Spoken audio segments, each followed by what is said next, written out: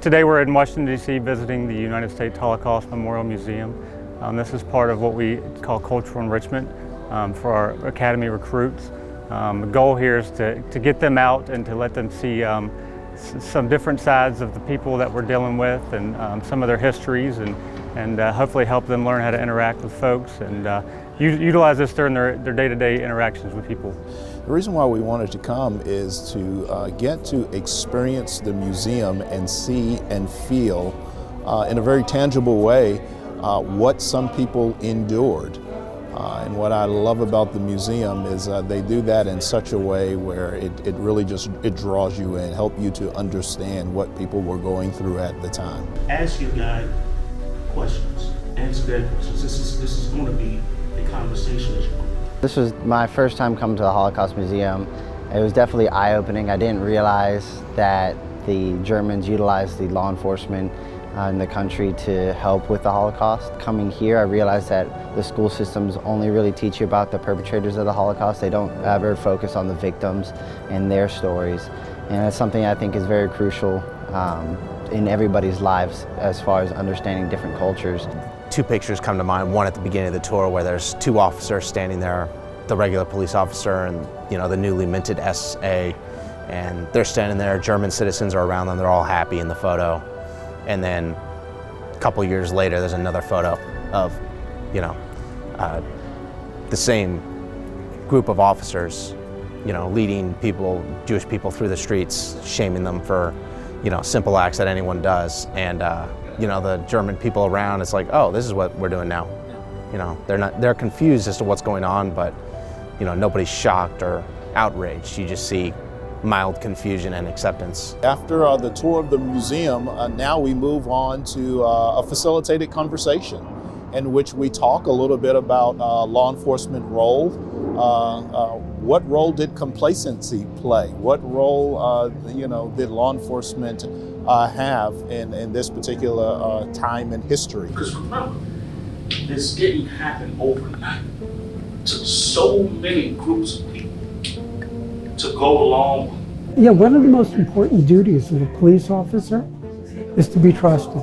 It's not like an aside. It's not like if you can do this plus do your job. This is a simple thing. If you're not trusted, you're going to fail. It's imperative for the people you serve to feel as though you're approachable, you're friendly, that if they come up to you, you will do exactly what they expect them to have you do as a police officer. Trust is essentially the thing that so often in the past has been missing. Many police see that fear, having criminals particularly fear them, is critically important. It's not. Focusing on being trusted, being seen as fair, is the most important thing you can be doing as a police officer.